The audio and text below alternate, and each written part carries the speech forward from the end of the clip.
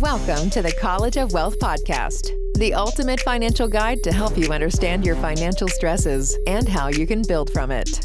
Your lessons won't be in class, and your projects can either save you or earn you money. We host episodes 2 times a week on Tuesdays and Thursdays to help you reach your financial freedom. Now let's get started with your hosts, Owen, Paradis, and William Goulet.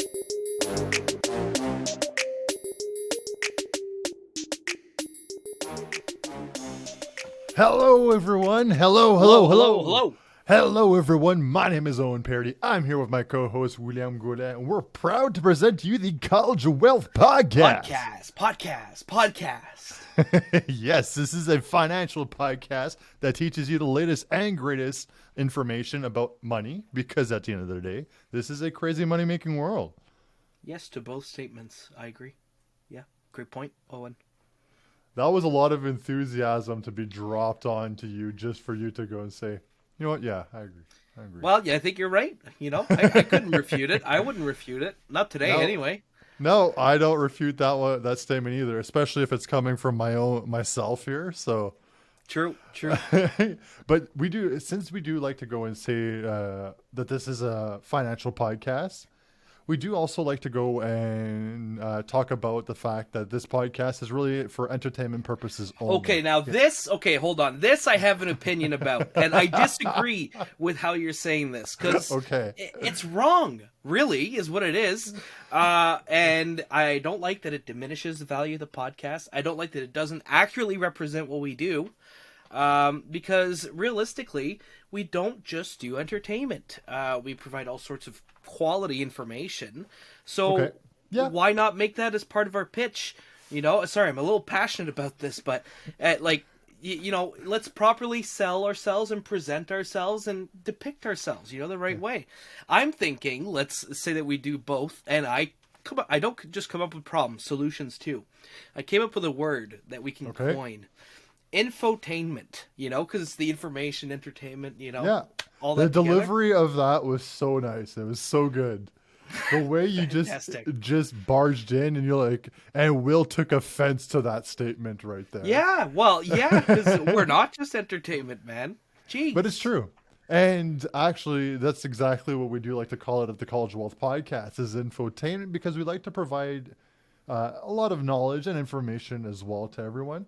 And today's going to be more information, not so much statistics, but you're going to know why, Will, in a few moments. But it's actually going to be something to look out for in general. So the other thing to consider in regards to this is the fact that since it's a financial podcast that provides infotainment, Will and I have to give a little bit of a disclaimer that we are both not financial advisors. Not me, anyway, so not me. I'm not either here. That is true. We both graduated from business. We both have our bachelor's degrees in business. I work finances. Will works marketing. And we're just really passionate about this stuff. We've been doing this stuff since... As we sporadically like to say, our interest is valid. Well, not just in any way. The Gen Z way, valid. Yeah, the Gen G way. Yeah, no, don't do that. You can't do that to me. That's not right. Reference to previous episodes. I would say, 3 episodes ago? Yeah, 2 episodes ago where I couldn't quite keep it together. You said we just wasted 30 seconds on this, and it was like 2 minutes. I looked at it, was like 2 minutes. 2 minutes. Yeah, 2 minutes of that. We're just laughing at my mishaps of calling it Gen G. I think I figured out what it is that I like so much about, mispronouncing, is how people react after they mispronounce. They're like, that portion, that on the line portion of what do I do? Do I address it? Do I not? That one's the one that I find probably the funniest. Well, you're passionate about this kind of stuff too. I agree with that. But you're also passionate about 2 different things too that you like. I'd like for you to address those things to the podcast, Will. Sure thing. I'd love to address this. This is who I am and what I represent. So I'm glad you brought that up, Owen. So I represent, making money. I like making money. Yeah. I do it on I'd say a daily basis.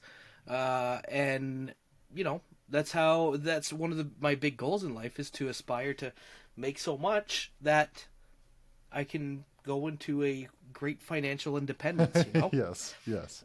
But if there's a day that I can't make money, well, then I still want to achieve my goal. So what am I going to do? Give up? No. I find alternatives. In other words, we love to save money. Money, money, money. You're still not sure if you like saying that or no, eh? The background. No, yeah, but I do it now. I do it. I like it. But that's actually an important thing. A little bit of a last minute housekeeping here to do. Make sure to give us a 5-star review on Apple or on Spotify. Really appreciate it if you do so. If you're on YouTube, go check out our YouTube. We have visuals. Will and I are both animated people. Subscribe, like the content as well. And then if for the things that are always there as well, go check us out on Instagram and on TikTok as well. Be greatly appreciated. Absolutely. So without further ado, we got to hop into episode 139. Yes. I got it right this time. 139. Right. Yes, we are on 139 for reals. And this is 4 personalities to avoid, 4 types of personalities to avoid to grow your success. Greedy types. I don't know. we're going to talk about, when I say personalities, I mean people that you have in your surroundings. Yeah, true. And it's important to be able to identify those people. Because a lot of times you don't know that you have that personality type around you. And someone describes it and you're like, hold on. I think I might have someone that's like that.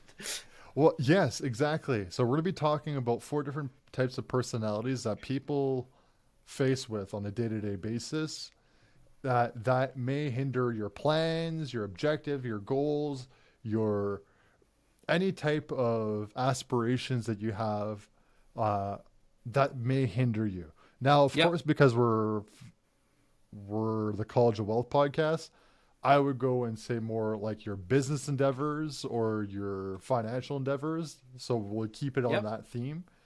And makes sense. But without talking about those, we got to start with our statistics. Statman, of course, obviously. So what percentage of women and men admit to having a toxic friend or to have had a toxic friend? This is according to Forbes. 70%. 84% of women and 75% of men have admitted to having a toxic friend. Really? Now, what do you think women are more honest about it? Or do you think men underrepresent theirs? I think women are more. I find men are more, or I'm gonna say women are more emotionally developed than men. Oh yes, the classic EQ, emotional quotient. Yeah. Yeah, and I find, and I'm not saying that men aren't emotional by any means here, but men tend to be a little bit more, or if not, they just don't pay attention to emotions in general. Yeah, true. And a lot of it, something that might cause a negative emotion can often be laughed off as men. And think of the classic, Michael Scott. He's got a friend who's a bully, and he just, that's classic, classic, Yeah, exactly. So our second stat here, is actually about churns. Tell me more. So, like turning, job churning. So things like, I guess you could say the attrition rate, turnover rate. Oh, okay. Turnover rate. Okay. The attrition rate. What? All right. Now we're speaking my language. Sorry. So yes, the attrition rate when we're talking about it is the turnover rate here. Yes. Okay. But makes sense. Which area has the highest turnover rate? Which job sector? Okay. It wouldn't be tech because they're well paid. I don't know. I tap out. It's the second time in a row that I tap out. Apparel retail. Apparel retail. Yeah, with a 19% turnover rate. Which Well, is very high. Now, 19%, is that per year? That of one new hires? Yes, exactly. 19% of new hire. Okay. Wow. That makes sense. And we're going to talk a lot. This is according to the Massachusetts Institutes of Technology. They also have, they did a whole study on turnover rates and attrition rates, I guess you could say. And they were talking about the top 500 companies or Fortune 500s and their attrition rates. Okay. So I'm going to talk about it right now because it's very interesting. So aerospace and defense. Low turnover rate. Well, Boeing has a 6.2% turnover rate. And is that industry low, or do you know? Or that's lower. Okay. That's lower. But SpaceX, on the other hand, has a higher attrition rate at 21.2%. At SpaceX. Yep. Wow. I wonder how much of that is firing and how much of that is voluntary leaving, because I hear the man up top has high expectations of employees. Yeah. So in other terms, there's airlines as well. Yeah. Airlines like Southwest have a low attrition rate at 3.6%. Mm-hmm. And JetBlue has a higher attrition rate at 7.6%. Okay. That's like double. Our rental cars, there's 3 more sections here. So rental cars, so Enterprise Rent-A-Car has a low attrition rate at 2.9%, which is actually really low. Yeah, that is low. Amazing. Good. All things considered. Nice one. Good for you, Enterprise here. And Hertz has a higher attrition rate at 13.2%. Wow. Holy crap. Yeah. Like 4 times. Yeah. Exactly. What do they do? What does Enterprise do that's so different? I mean, I imagine they're a lot more better established, like... I don't know much about Hertz and how they do things, but I know that Enterprise has a graduate program for university grads. I don't know how they reached out to me. Yeah, did they reach did out for to me you? too. They reached out to me as well. Yeah. So well, that's a nice way to create a pipeline of dedicated people in your business. Yes, for sure. So our last 2 sections, media and entertainment. Warner Brothers is at 6.2% on the lower end. I think media might be high. And so 6.2 sounds low, yeah. Netflix is at 14.2%. That's a little bit shocking for Netflix. Okay, all right. It's a tech company. Yeah, it's just 14. I mean, you know what? They're doing well. Netflix, they're always growing. So sure. I don't know. They're not doing to the hottest lately, but I guess not lately. Well, if people are at the point now where they're not willing to speculate on future value quite as much, Yes. They need performance today. And then it's like, you look at performance today and it's like, well, we're almost there if you give us some time. Yep. And last but not least, our financial services. And they have HSBC at 5.1% attrition rate. Okay. And Goldman Sachs at 15.2%. Really? Goldman Sachs is that high? Yep. Interesting. Very, very interesting. I saw this and I was like, wow. Very, very interesting. And HSBC. Interesting. Our last statistic actually is more of a fun fact. Okay. They say that employees with toxic traits are may actually be more likely to get paid more than people who do not have toxic traits. And not only that, they tend to also get promoted more because they portray themselves as hardworking and manipulative. Yeah. No, that makes sense. And manipulative. Why would someone portray themselves as manipulative? Or I guess no. They don't. They're able to get the results because they're manipulative. Yes, exactly. I see. Because it's a toxic trait. Yeah. And so that is something that a lot of people don't see as much. And they'll say, oh, wow, he's hardworking, or she's really good at what she does. But in reality, they're just really toxic, and they're just really good at hiding it. Yeah, there's hiding it, and then there's also making everyone look lower than you to make Yes. yourself look artificially higher. Very Yes, toxic. it is. So now that we got the statistics out of the way, we're going to be talking Step about it. we're going to be talking about our first type of personality that you should be avoiding. Okay. If you're trying to go and work on your aspirations and reach those goals, Yes. those Yes. Which I financial do. goals, especially like financial goals or business goals, that's what we're talking about today. Yep. So the first one is a person who plays victim.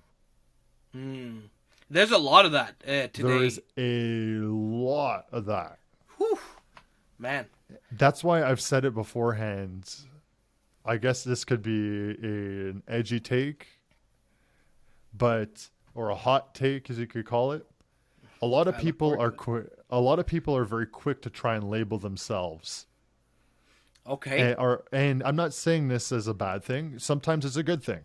Like, you want to be part of a community that is representative or that you feel a part of. Awesome. Amazing.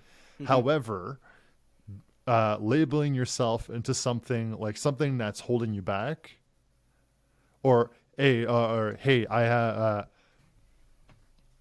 I'm just very tired all the time. Okay, well, should you get yourself checked?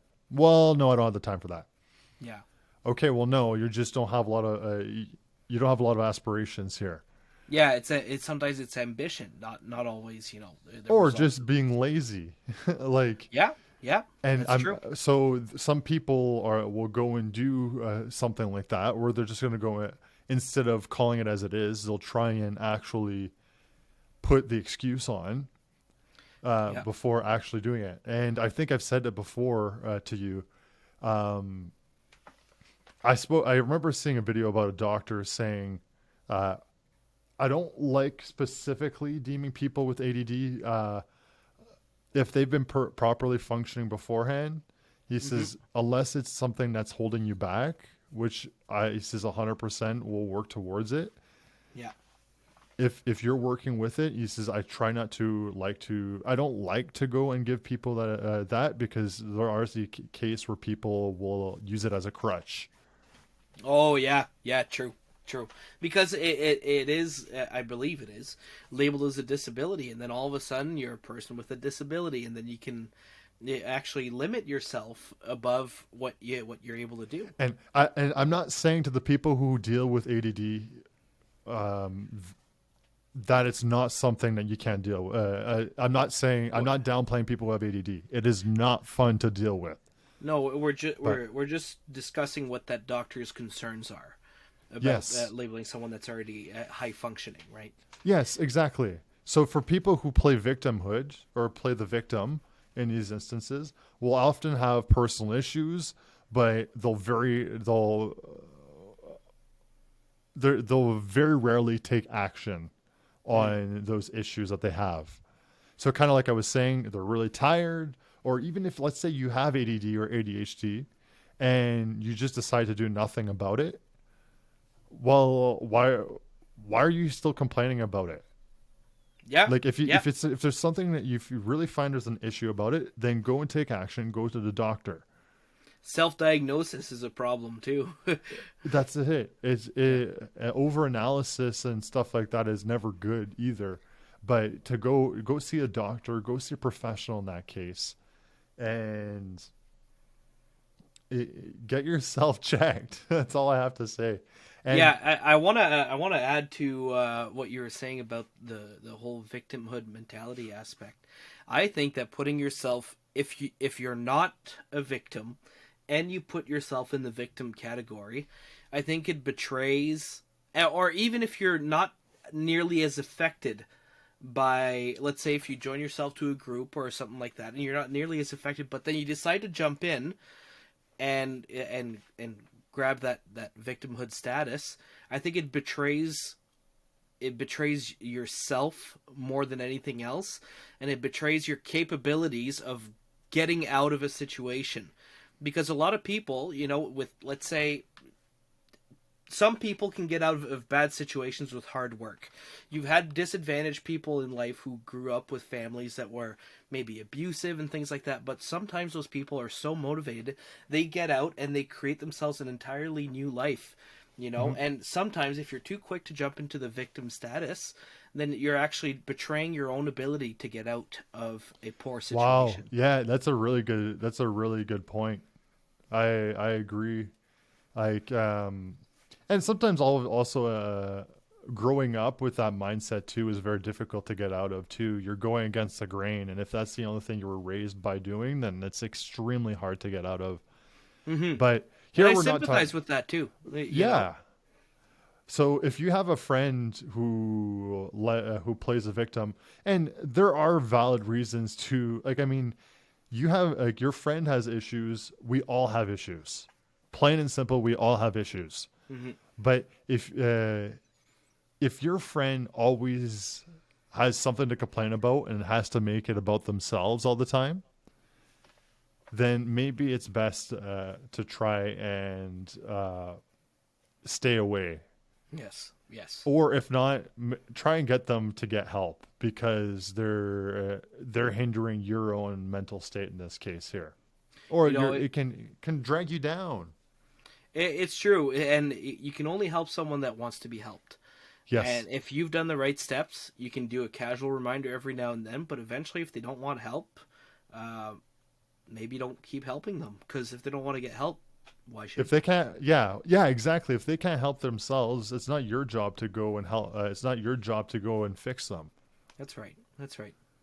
So I'm going to leave it. It's why. Like, I have one last point for everything here for why it's bad to be around these people, and it's a little bit of a quote here: "Pain is inevitable, but suffering is optional." Interesting. Oh.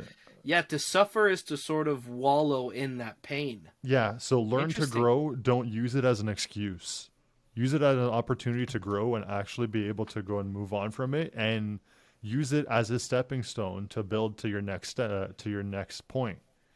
Fantastic. That was, wow, great finisher.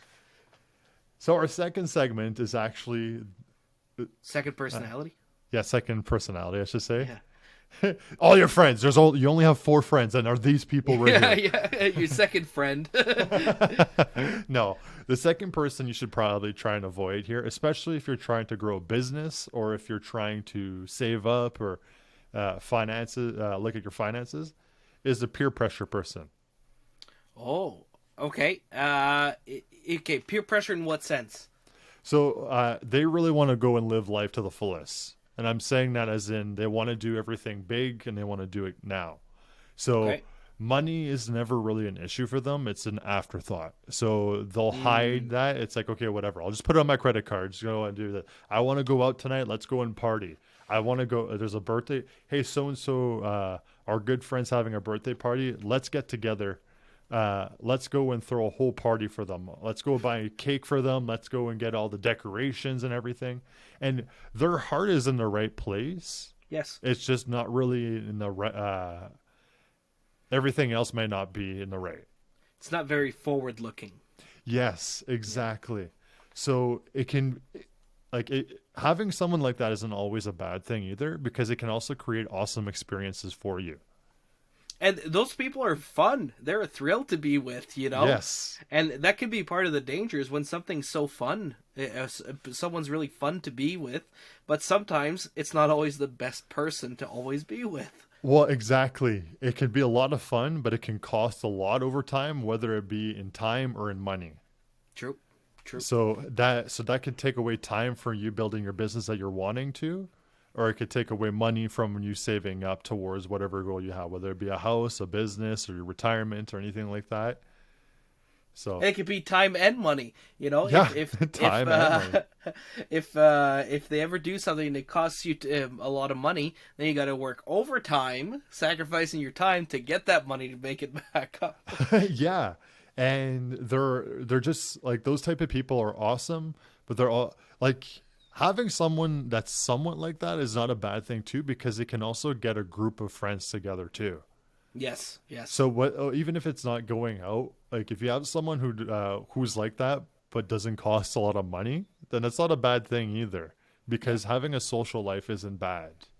Yeah, it's the materialistic part attached with the social butterfly part that can get in the way. Yeah. Exactly. And if you are set in stone with certain things, such as like, hey, I'm working on my project at 7 p.m., they can go and say, oh, come on, you don't really need to. Like, it's Friday night. Like, let's go and do something. Okay, well, there you go. You just pushed aside your project here another day. Yeah. A little bit more. And that can cause issues. Now, there is something to be said, however, about scheduling. You know, if you're doing nothing on your weeknights and you're just laying back and you're couch potatoing, and then it's like, well, come on, it's the weekend and do this. Well, maybe there is room to reschedule as well, and you know, to focus more on work during certain times, and allow yourself some free time, because it's important too. Well, that's just it. And actually, that was one of the things, like my girlfriend and I this weekend, like she's there and she's like, actually it was actually a bit of a conundrum for both her and I this past weekend. She wanted to clean up. Oh, I want to clean up. I want to do this, do that. I thought we were working on our business. And then she's like, yeah, but we can do that after. And I'm like, okay, so we're going to do this and that. And then she's like, yeah. And I was like, then we're working on the business, right? Yes. That's what we're going to do.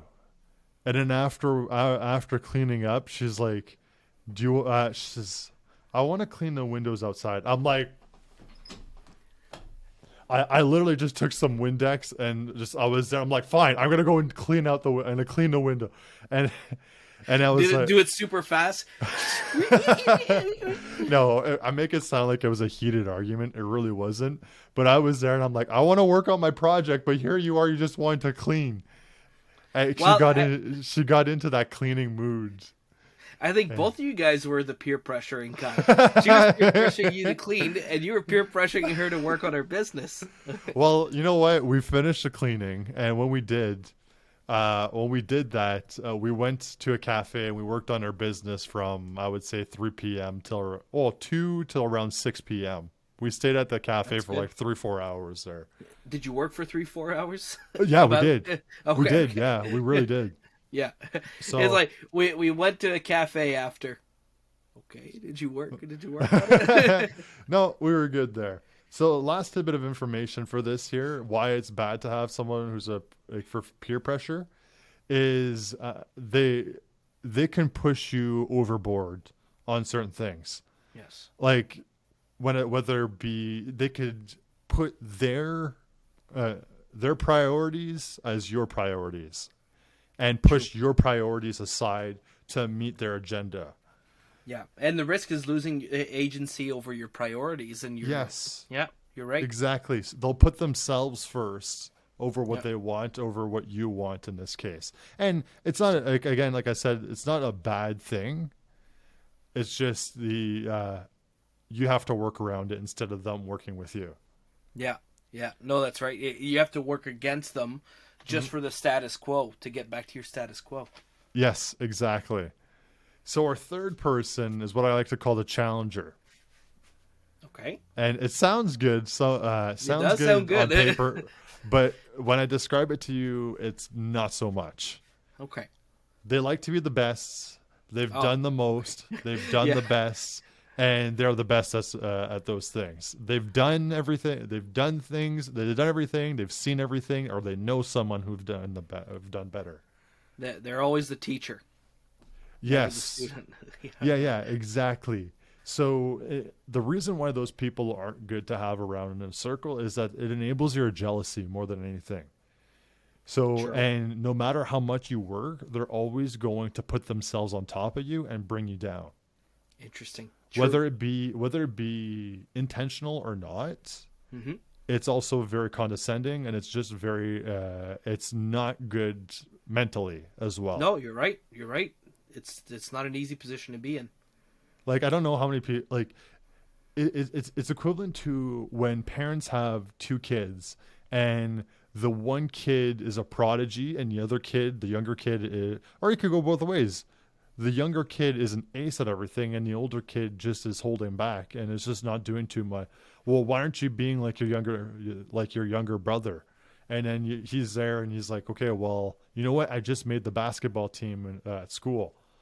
Well, your brother just won an award, did something like that, and like spelling bee or whatever. Yeah, something better, and that puts a 21 toll. Jump Street played literally on that. yeah, literally, yeah. And it puts a toll on someone's mentality. Imagine trying to go and trying to build a business or a project that you're working on, or save your finances, and then I finally reached $10,000 saved, and it's like, oh yeah, well I have 15,000 or I have 25,000. You're only at 10,000. There's always someone like that. It's not cheering your celebration. It's and that's possibly the worst thing. You share good news with them, and they'll say, "Oh, okay, I did this," and always trying to one up you. Yeah. They say a good indicator of a friend is someone that you can share good news to, and they will cheer with you, not try to one up you against you. Yeah, I have a hard time grasping that, because I am that person who likes to cheer on, and it's just my mindset where I'm there, and it's like I have a hard time wrapping my mind around how someone's celebrating, unless of course they were rubbing it in my face. Yeah, fair enough. If the intent was to go and rub it in my face, then they're a challenger still then, right? Yeah. Just a different kind of challenger. Yeah, exactly. Then that's a different story. And actually, this is where I've said it as well. I'm not going to say this person, you don't know them, but I had an old friend. He's still a really good friend of mine, but his mother, of all people, would challenge me. His mother. And I remember the stupidest thing where I would go and say, so what are you doing this summer? What are you doing this summer, Owen? And I'm like, I'm actually going to be working at this one job at the mine. I'm going to be working at the mine. Oh, really? Did you work there before? I'm like, no, it's going to be my first summer. Yeah, you're probably not going to get in. Oh, why is that? Oh, well, because my son's tried to get in and he still can't. And I'm like, well, he's a full-grown adult. I'm a student, and those are two different positions. Yeah. And she's like, well, I still doubt it. She says, if he can't get in, then I doubt you can get in. And I'm like, yeah, that sounds like a mix of number 3 and number 1, where it's sort of the challenging aspect and the whole comparison, but also almost like the group mentality, the group victim mentality, where it's like, oh no, there's a glass ceiling that you won't be able to quite penetrate. It's ego. It's ego. That's what it is. And I know that she was extremely egotistic in that sense. And it ticked me off. And I remember just spinning it around and saying... But you don't say that to a kid. I think, 18 at the time. And freaking... You're saying that to... Kid-ish. Yeah, I was 18, but even then, like, you're saying that to your son's friend. Like... Yeah. What the no frick? Business doing that. Yeah. Even saying it to your own kid is rough. Like, yeah. you better have a bloody good reason to start saying that to someone. But I spun it around because it was, I kind of said, I was like, I'm pretty sure I'm going to get a job, considering that the manager of HR, or the manager of HR has physically told me that I got a job. That I got That's the funny. guy, the manager of the HR literally went and said, "Owen, you got when you apply, you got yourself a job." Done. Guess who worked 3 summers at that job? And who's got 2 thumbs? That guy. But it builds a resentment, and that's something I remember from literally 8 years ago. And that has stuck in my mind that I don't want to. And imagine having someone, I don't see that person every day. Imagine living with that, or imagine having a friend like that. Yeah, no, that it's difficult. And you know what? You'll remember it. and then you'll go in the future, you'll be mindful of that and saying, okay, we shouldn't say that to a kid, because maybe someone who had a little bit less mental tenacity, because I know you have mental tenacity, it might have discouraged someone. Oh, very much so. What if they were just about to interview, and they're just like, it's not going to happen, and this and that, Yep. It's a big risk. It is. And that's the last point I want to talk about here, why it's bad to have someone like that in your circle of friends. No matter what, you're going to be keeping up with the Joneses with someone like that. Yeah. They got the best. They've done the best, or they know someone that's done the best, or whatever. They know everything about everything. And so because of that, they will never be able to support you, because they never see you as... They never see your accomplishments as a stepping stone for you. They see it as a challenge for them to one-up you. And the conversations are very one-way. Because they're never willing to be learning, and they always want to be teaching, and like, oh, yeah, I've accomplished this, and I could tell you a thing or two. And, those conversations suck, man. They do. And actually, it's a bit of a study here. I forgot about this here. University of Akron, the University of Akron did a study about arrogant people. Mm-hmm. Now remember, correlation does not mean causation, but they said arrogant people are correlated to lower performers at work. They have a lower performance at work. They tend to be less agreeable, and also, they found a correlation with cognitive problems with people who have a big arrogance. Wow. Try telling that to an arrogant person. So I'm not saying that arrogant people have issues. It's just that they have found correlation towards that. Yeah, fair enough. You know what? And it's always interesting. Correlation does mean that. Hey, maybe we can dig deeper into that. Maybe there's something there. Maybe there isn't. Yeah, exactly. So our last segment, or our last person that we have to talk about here, and this one's the biggest one in my opinion, is the pessimist. Yes, indeed. Or I'm going to say the pessimist and or judgmental person. Okay, sure. And having a pessimistic person isn't always a bad thing either, as ridiculous as it sounds, because they can point out the holes in your plan. Yes. Well, in which case, someone who does that well, point out the holes in your plan, I prefer not to call them pessimists, but realists. But there's only so much realists you can get, because I know some people personally who... You can go and say, this has a 99% success rate if I go and do this. And they're like, well, what about that 1% though? And then they would go and rather not do that thing because it has a 1% failure rate over that 99%. And they're saying, well, I'm not going to be there for you if you fail. And then you go and then it's like, why are you freaking raining on me? I'm not trying to be pessimistic here. I'm just being realistic. And I'm like, well, the reality is there's a 99% chance that I'm going to succeed. That's just a riskophobe at that point, Someone who's just terrified of taking risks. But I like what you were saying about failing, that 1% chance of failing. I won't be there for you if you fail. That brings me to the quote of the day, which, do you remember who we're quoting this week? Dwayne? No, that was last week. That was last week. No, we're doing JFK. JFK, yes. Yes. And he's got something good to say about that. He says, those who dare to fail miserably can achieve greatly. And there is something to be said about, the pessimist personality. A lot of times they won't be willing to fail at all. Yep. And it takes risk for you to be able to actually go out and achieve some of your stuff. So, and the younger you take a risk, the less long-term damage it will have on you, because you have more time to recuperate. Yeah. That's true. So that's what JFK says. Those who dare to fail miserably can achieve greatly. Very well put there, JFK. I like it.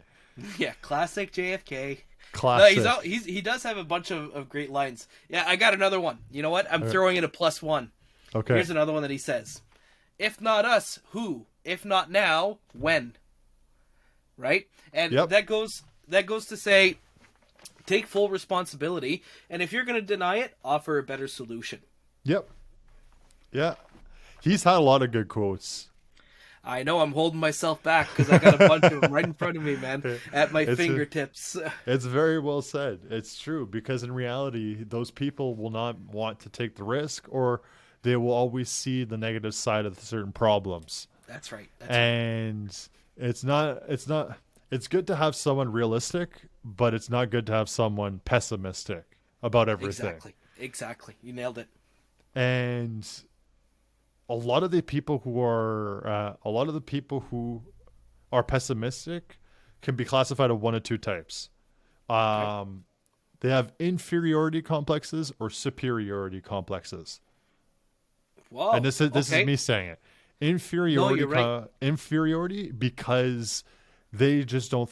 There's no way this is gonna go. My previous experiences say that it's not gonna work out, and yada yada yada. Mm-hmm. And superiority complexes because of the people saying, "Well, I know I can't. I know I can't do that. There's no way you're gonna be able to, because I know I'm capable of more than what you can, and I can't do that." And it's trying to go and push them down in that sense. The most irritable version of a superiority complex is, well, I could do it, but maybe not you. That's the worst one, dude. Yeah. And it's so annoying because people, when they're doing stuff like that, they're literally they're stopping the progress of certain work, and it can cause you to self-doubt. It can cause the project to come to a halt. It can cause analysis paralysis to the situation itself when it's very black and white. Yeah. Because someone decided to go and be the negative person in that situation. And who knows how big the impact of that actually is. Mm-hmm. You know, if I stop you, if I'm able to say something to stop you from doing a project, you know, who says that project wouldn't kick off another project to make you a billionaire? To have kids that are equally as ambitious because you taught them to be ambitious, you know? Yep. You just don't know how big the impact could possibly be. You really don't know. It's true. And so you got to do it. And watch your words when you talk to someone, you know? People end up getting hurt about that kind of stuff. Yeah, especially if it's a negative reaction. Well, I perfect case about cementing in this. Okay. My just how it holds true. My dad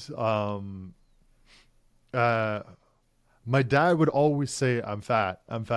No, you're not fat. You're not fat. And he did that for like a long time. Mm-hmm. And then at one point he says, I'm fat. And I'm like, you know what? Yeah, you are starting to build a little bit of a gut. He held that on for years. And I threw it right back around. I'm like, look at the hundreds, if not thousands of times I told you you're not fat. And what did you get out of all those times? Nothing. Yeah. And I says, and you held on to that negative the whole time. Well, it's actually a survival instinct to hang on to the negative portion. I don't know if you know. It's a survival instinct that what's going to kill me, what's going to kill me, and then something negative that threatens your either your physical health or your socio-economical health. Yep. Well, that's a huge threat, and you laser in on those. Yep. So it makes sense. So be careful when something negative happens. Oh no, because for sure. You never know. Definitely. So the last thing I have to say about why it's bad to have a pessimistic person in your circle when you're working on plans is that they'll never actually be supportive of your plans or your ambitions or aspirations. They'll always find something to nitpick or to take down. Yeah. And maybe it's knowingly or unknowingly, but just to try and be quote unquote realistic is what they always say. Is they're just trying to be realistic, and if it's not your project that they'll try and take down because you have a great project that succeeded awesomely, a lot of times it'll rotate to the character of the person. This person used to be a good guy, but then it got to him, and that whole ordeal. Yeah. Very well said, Will. And that basically sums up episode 139. 4 personalities to avoid to grow your success. Another fantastic one, Owen. Major props. Very fun. Yeah, Very no doubt. fun. Fantastic. So with that being said, my name is Owen Paradis. I'm here with my co-host, William Goulet, and we're proud to present to you the College of Wealth podcast. Peace. Too easy. This has been your daily dose of motivation with the College of Wealth podcast. If you enjoyed the show, make sure to leave us a positive review on Apple Podcasts and Spotify. It would be greatly appreciated. Thank you for listening, and until next episode.